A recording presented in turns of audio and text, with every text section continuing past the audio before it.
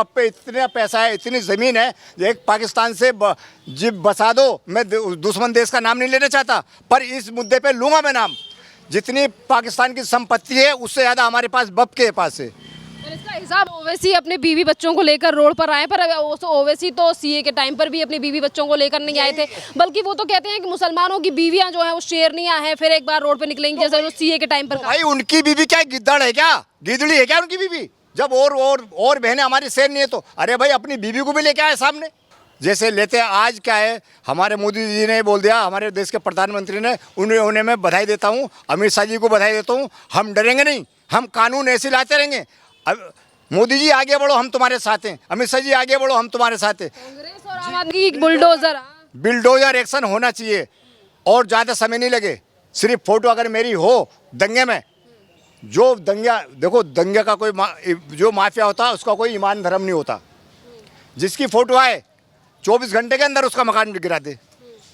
Bulldozer चलना चाहिए उस पर। तो योगी मॉडल लागू होना चाहिए प्रदर्शनकारी होना चाहिए जी। 1947 से आज तक बिछड़े मुसलमानों का कोई फ़ायदा नहीं हुआ। फ़ायदा हुआ तो उनका हुआ जो वफ़ के एजेंट हैं और वफ़ के दलाल हैं। उन्होंने 25 से 30 हज़ार आदमी फ़ायदा उठाते हैं इसका, और उनकी अब ज़मीनें खिसक रही, उनकी दुकानें बंद हो रही। अब इन्होंने क्या कर रखा, जो अनपढ़ लोग हैं हमारे, जो पढ़ाई से दूर रहे हैं, शिक्षा से दूर रहे हैं, उन्हें आगे कर दिया कि हमारे कब्रिस्तान चले जाएंगे, हमारी मस्जिद चले जाएगी। मैं उन देशवासियों से, मुसलमानों से कह देना चाहता हूँ, हाथ जोड़ के विनती करता हूँ, वो किसी के कहने में ना आए, इन धोखेबाजों के कहने में ना आए। ये अपनी दुकानें बचा रहे हैं। ओवैसी साहब की आपने बात करी ना और छेड़ी मेरे सामने, तो ओवैसी साहब खुद 3000 करोड़ की संपत्ति दबा हुए हैं। उनके नीचे से ज़मीन खिसक रही है। वो कहते हैं हमारे कब्रिस्तान चले जाएंगे, और मैं कहता हूँ हमारे कब्रिस्तान भी यहीं रहेंगे, हमारी मस्जिद भी रहेगी, हम मस्जिदों में नमाज भी पढ़ेंगे, हम कब्रिस्तान में दफन भी होंगे। नमस्कार, स्वागत है आपका प्यारा हिंदुस्तान पर। मैं हूं आपके साथ। शहर इन देश में लागू हो चुके वक्फ कानून को लेकर लगातार राजनीतिक पार्टियां कर रही हैं सियासत, और इसी बीच AIM के अध्यक्ष असदुद्दीन ओवैसी ने प्रदर्शन करने यानी कि धरना प्रदर्शन करने का भी कर दिया है ऐलान, और लगातार उठाए जा रहे हैं सवाल कि इस कानून से हो जाएगा मुसलमानों के हितों का हनन। उस पूरे मामले पर बात करने के लिए हमारे साथ मौजूद हैं इरशाद अहमद जी, और उनसे हम बात करेंगे कि आज जिस तरीके से विपक्षी पार्टियां राजनीति कर रही हैं, कभी दंगा भड़काया जा रहा है तो कभी कहा जा रहा है कि प्रधानमंत्री नरेंद्र मोदी इस बिल कानून को लेकर आए हैं, इससे मुसलमानों के हितों का हनन हो रहा है। सर, सबसे पहले तो ये बताइए, क्या वक्फ बोर्ड ने इतने सालों में देश के मुसलमान के लिए कुछ काम किया या नहीं किया? आपको कुछ फ़ायदा पहुँचा या नहीं पहुँचा? देखिए मैडम, मैं आपका धन्यवाद करता हूँ। आपके चैनल के माध्यम से पूरे भारत देशवासियों को बता देना चाहता हूँ, 1947 से आज तक बिछड़े मुसलमानों का कोई फ़ायदा नहीं हुआ। फ़ायदा हुआ तो उनका हुआ जो वफ़ के एजेंट हैं और वफ़ के दलाल हैं। उन्होंने 25 से 30 हज़ार आदमी फ़ायदा उठाते हैं इसका, और उनकी अब ज़मीनें खिसक रही, उनकी दुकानें बंद हो रही। अब इन्होंने क्या कर रखा, जो अनपढ़ लोग हैं हमारे, जो पढ़ाई से दूर रहे हैं, शिक्षा से दूर रहे हैं, उन्हें आगे कर दिया कि हमारे कब्रिस्तान चले जाएंगे, हमारी मस्जिद चले जाएगी। मैं उन देशवासियों से, मुसलमानों से कह देना चाहता हूँ, हाथ जोड़ के विनती करता हूँ, वो किसी के कहने में ना आए, इन धोखेबाजों के कहने में ना आए। ये अपनी दुकानें बचा रहे हैं। ओवैसी साहब की आपने बात करी ना और छेड़ी मेरे सामने, तो ओवैसी साहब खुद 3000 करोड़ की संपत्ति दबा हुए हैं। उनके नीचे से ज़मीन खिसक रही है। वो कहते हैं हमारे कब्रिस्तान चले जाएंगे, और मैं कहता हूँ हमारे कब्रिस्तान भी यहीं रहेंगे, हमारी मस्जिद भी रहेगी, हम मस्जिदों में नमाज भी पढ़ेंगे, हम कब्रिस्तान में दफन भी होंगे। इसी के साथ असदुद्दीन ओवैसी और लगातार ये कह रहे हैं, एक बार ये बताइए, आज प्रधानमंत्री नरेंद्र मोदी ने सवाल किया और मुसलमानों को एक संदेश दिया कि अगर वक्फ इतना ही ज़्यादा मुसलमानों के पक्ष में होता तो आज भी मुसलमान जो है वो टायर का पंचर ना लगा रहा होता। बिल्कुल सही। हमें मुसलमान ने मुसलमान को नहीं चाहा। जितने भी मैंने अभी बताए 25 से 30 हज़ार आदमी या 30 से 40 हज़ार आदमी ये चलते हैं गाड़ियों के काफिले में, इनसे हम लोग हिसाब नहीं ले सकते।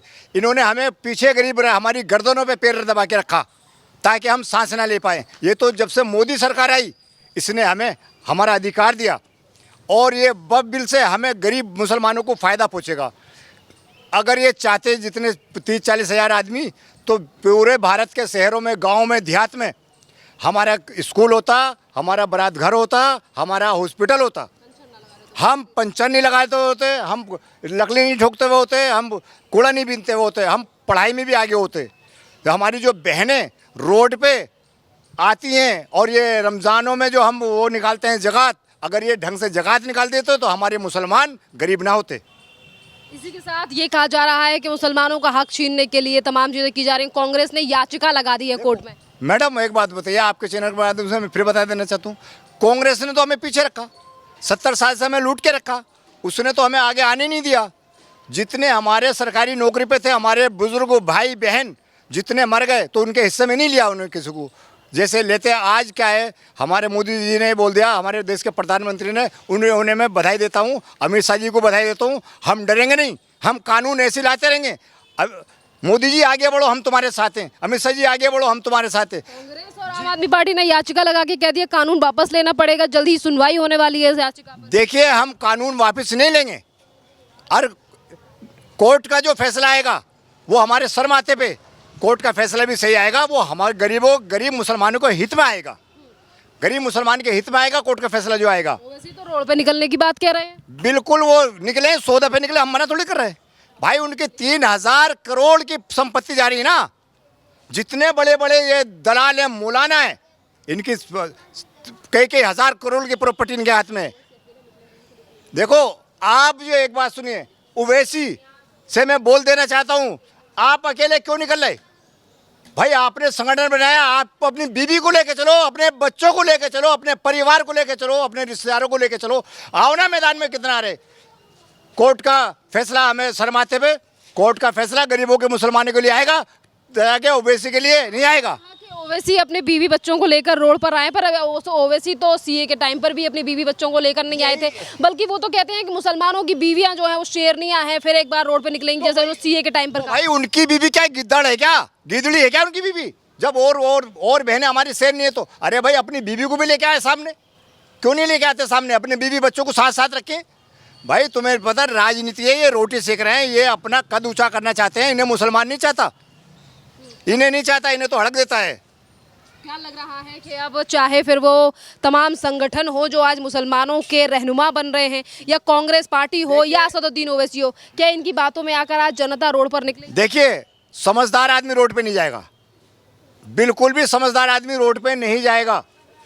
क्यों? उसे पता है गरीब मुसलमान को पूरे भारत के अंदर कोई फायदा नहीं हुआ, किसी बहन बेटी की शादी नहीं कराई, किसी का इन्होंने इलाज नहीं कराया। बाप पे इतना पैसा है, इतनी ज़मीन है, एक पाकिस्तान से जिब बसा दो। मैं दुश्मन देश का नाम नहीं लेना चाहता, पर इस मुद्दे पे लूँगा मैं नाम। जितनी पाकिस्तान की संपत्ति है उससे ज़्यादा हमारे पास बाप के पास है। पर इसका हिसाब आज तक किसी ने नहीं माना। मैं बता तो रहा मैम, एक बात सुनिए, हम सारे मुसलमान भी मिल के चाहे ना तो मुझे हिसाब नहीं देंगे वो, क्योंकि वो दलाली कमेटी ऐसी बैठी, वो हमें गोलियों से भून देंगे। वो काफिले में चलते हैं, वो 2-2 हज़ार आदमी के काफिले में चलते हैं। हिसाब ले लो ना, कोई सी कमेटी का ले लो। जितने भी बदमाश रहे, जितने मंत्री आए, सब ने बाप की ज़मीन बेची, सब ने लूटा, इन्होंने हमारा हक खोया है गरीबों का। कांग्रेस के नेता इमरान मसूद तो कहते हैं कि हमारी सरकार आने तो हम सबक सिखाएंगे, हम सुधार देंगे सारी। देखिए बिल्कुल उन्होंने सही कहा। क्यों कहा? अरे भाई वो पहले से माफिया है। अगर आज मोदी जी की सरकार हट जाए, मैं पूरे भारतवासियों से कहता हूं, तो जितनी पावर हमारी, हम कुछ नहीं कहते किसी को। मोदी जी कुछ नहीं कह रहे, मोदी जी कहते हैं सबका साथ, सबका विकास, सबका विश्वास, सबका प्रयास। इन्होंने ऐसा किया है, इन्होंने अलग अलग शहरों में, अलग अलग राज्यों में दंगे कराए हैं। वो सही कह रहे हो इमरान मसूद, वो अपनी जुबान लौटा रहे, ऊपर वाला सच बुलवा रहा है उनसे। ऐसा नहीं है, इनकी सबकी तलाशी होनी चाहिए। और जितनी संपत्ति है सब, अभी तो छोटा सा संशोधन हुआ, मैं इससे खुश नहीं हूँ संशोधन से, बिल्कुल पलटना था एकदम। अच्छा, मतलब अभी जो संशोधन में चेंजेस किए गए, इससे भी ज़्यादा चेंजेस होने थे, क्योंकि गरीबों को ये भी तो फायदा पहुँचेगा। अभी तो इतना सा पहुँचेगा, ठीक है, ये भी अच्छा करा सरकार ने, जो सोचा बढ़िया है, मैं बधाई देना चाहता हूँ सरकार को। सड़कों पर निकले हुए लोग जो सरकारी संपत्ति को नुकसान पहुंचा रहे हैं, इसी वक्फ के विरोध में क्या एक्शन होना चाहिए? देखिए उनके लिए एक्शन होना चाहिए, उत्तर प्रदेश वाला ड्रोन उड़ना चाहिए, उनकी फोटो आनी चाहिए, उनसे सारी सरकारी संपत्ति का हिसाब लेना चाहिए। तो मतलब मतलब योगी बुलडोजर। हाँ। बिल्डोजर एक्शन होना चाहिए और ज़्यादा समय नहीं लगे। सिर्फ फोटो अगर मेरी हो दंगे में, जो दंगा देखो, दंगे का कोई जो माफिया होता है उसका कोई ईमान धर्म नहीं होता। जिसकी फोटो आए 24 घंटे के अंदर उसका मकान गिरा दे। बिल्डोजर चलना चाहिए उस पर, तो योगी मॉडल लागू होना चाहिए प्रदर्शनकारी। होना चाहिए जी, बिल्कुल। अरे देखो, आपने ये नहीं देखा, एक शाहीन बाग बनाया था 2020 में, कितनी परेशानियां पड़ी थी। अब नहीं बनेगा शाहीन बाग कोई भी। अब दिल्ली के अंदर मजबूत सरकार बैठी है भारतीय जनता पार्टी की। मेरी छोटी बहन रेखा गुप्ता बैठी है, जी हाँ, जिसकी कह रहे हैं कि पहले जो शाहीन बाग बनाया गया था वो विपक्ष और केजरीवाल। देखो, वो तो उसने बनाया था केजरीवाल ने, वो तो उसकी साजिश थी। वो तो चाहता है। अमानतुल्लाह को देख लो, कितनी बफ की जमीन बेच ली उसने। अमानतुल्लाह ने कितनी, इनके घर की कुड़की होनी चाहिए एक हक।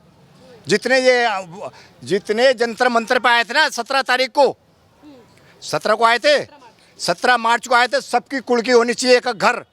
इनकी जितनी संपत्ति है सब सरकारी उसमें खाते में जानी चाहिए। और अब जो ओवैसी फिर से प्रदर्शन करने वाले हैं, बिल्कुल, जितने भी आए सबकी संपत्ति जब्त होनी चाहिए, सरकारी खाते में जानी चाहिए। जी बिल्कुल जानी चाहिए। वो तो ये कह रहे हैं कि फिर एक बार इसका विरोध करेंगे तो पता चलेगा जनता को कि किस तरीके से मुसलमानों के साथ गलत हो रहा है। मुसलमानों के साथ सही हुआ, वो कुछ आदमियों के साथ गलत नहीं हो रहा, कुछ आदमी के साथ इंसाफ मिल गया। उन्हें 30-40 हज़ार आदमियों को, उनकी दुकानें बंद हो रही, शटर बंद हो रहा है उनके, उन्हें ये दर्द, उनके पिछवाड़े से तेल इसलिए निकल लिया है, उनकी संपत्ति। करेंगे जो लोग आज रोडों पर निकल रहे हैं जिन्हें वक्फ के बारे में जानकारी नहीं। देखो मैडम, वो बेचारे अनपढ़ आदमी है, उन्हें मालूम नहीं, उन्हें 500 रुपये की दिहाड़ी पे बेका के ले जाओ, क्या जैसे ले जाओ, उन्हें मालूम ही नहीं है। हमसे सवाल करो ना, किसी मुसलमान बहन बेटी को मेरी इतना सा भी फ़ायदा नहीं पहुंचा, एक रत्ती भर भी फ़ायदा नहीं पहुंचा।